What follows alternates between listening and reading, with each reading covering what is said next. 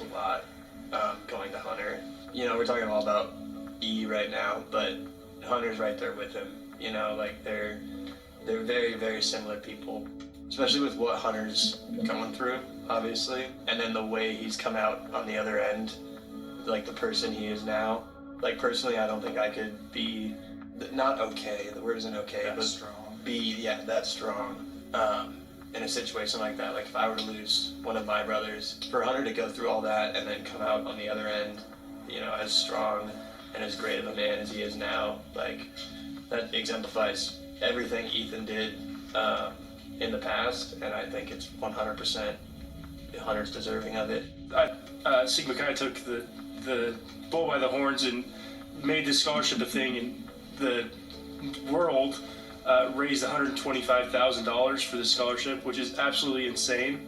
And that's $5,000 to a Sigma Chi every single year, which is incredible. And I don't think there's a better way to honor Ethan than to just help more people go to college. Exactly. He gave his whole life, so let's keep on giving in the name of Ethan. This award plaque and photos of Ethan will live on here at Sigma Chi forever. We all are wearing these bracelets. I don't know if I can see if Kyle. Yeah, we all are. I've got From words on mine. Yeah, mine's all faded. We got these at his memorial last year, and they said "Live life like Ethan" on them. And I haven't taken mine off since. And every morning when I look at my wrist and I see this, I just know I should live life like Ethan that day. So I think that the stories of Ethan are gonna just go from generation to generation, from pledge class to pledge class. And I think that's amazing that his story will be shared with everyone, and everyone can hopefully live life like Ethan. Channel, my name is Sudhi London. My lesson complete to be with Tempest and lesson matter concert. Please like, share, and subscribe if you enjoy the contents in this channel. This is all my thoughts, my speculations, and my opinions.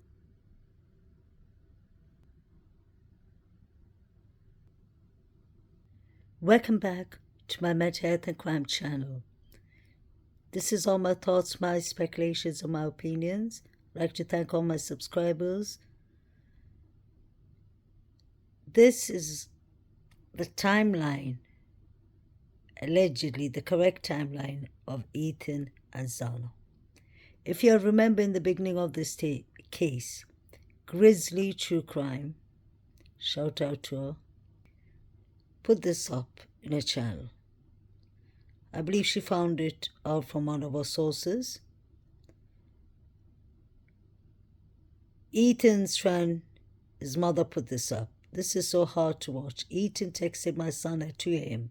and he's almost positive they were still at the Sigma Chi at that time.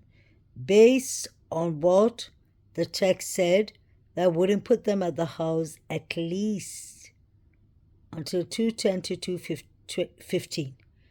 My son called the tip line and reported this, but they're still saying they think Ethan and Zana were at the house at 1:45, because obviously that is convenient for their timeline, for whatever reason. So remember, 2:10, Ethan texted his friend. I apologize, these are old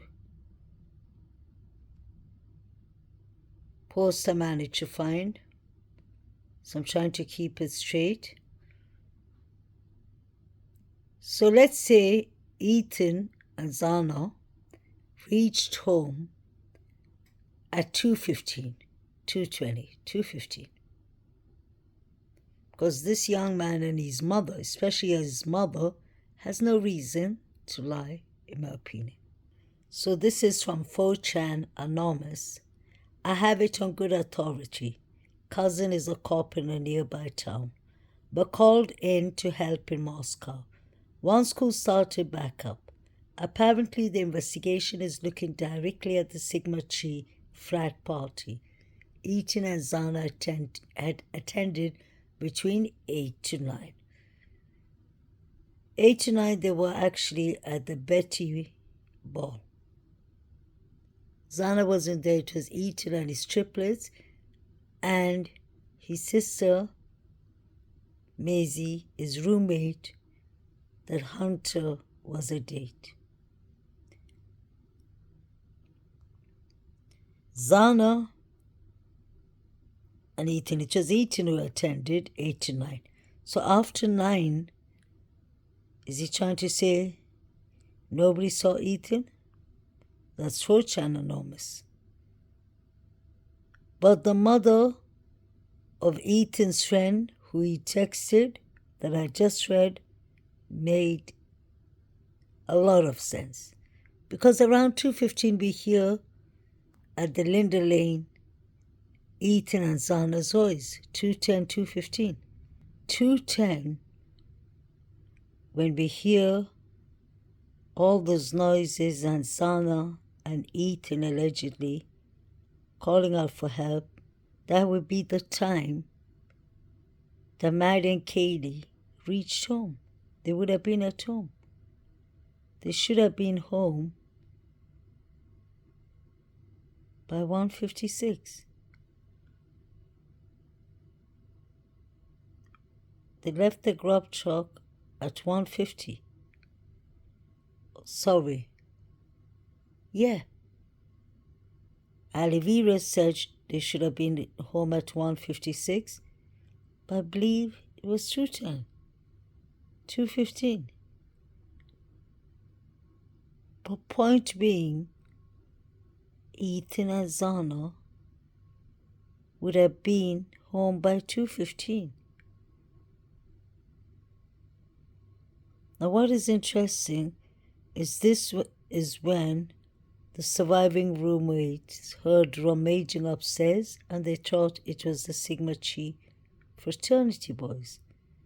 That means Bethany Funk and DM knew exactly what was going on. They were hiding themselves in the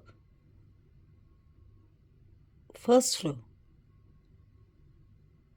BF's room. I've always said that from the beginning.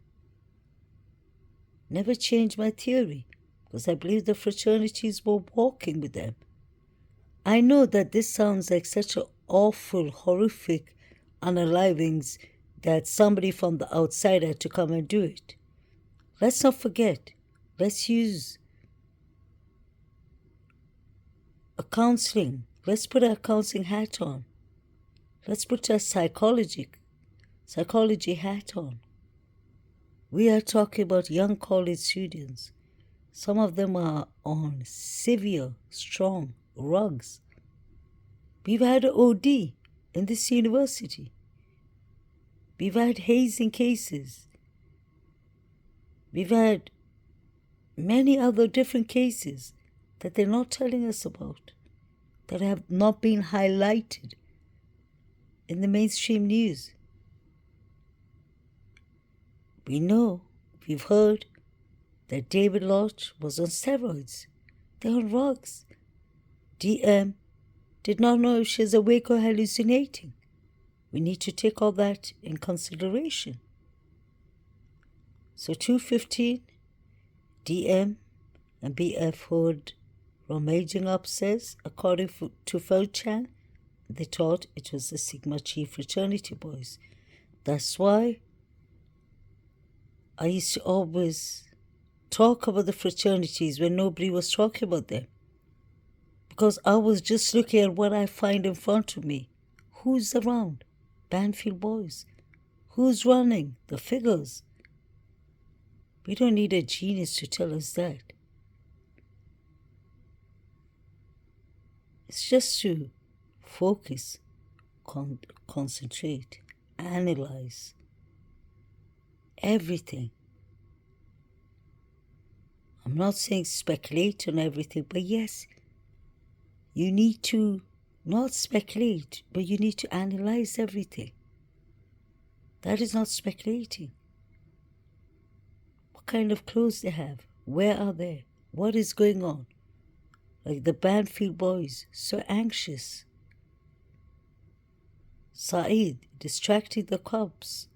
Saeed was best friends with Caden Young, who Emma and Demetrius OD'd. This is the picture of Quinn Kelly. He's written in the witness list the people that who could be called to the trial, to the witness stand. He said he's never been in Idaho, Moscow, but this is back in August 2022. He's standing in front of the sliding door, getting into the back door. He's standing with DM. You can clearly see that. Why is he lying? Both of them had masks on. Pictures were taken of them with masks on. One had a pink mask, one had a black mask, allegedly. Is DM trying to tell her she did not see Zana and Ethan that night?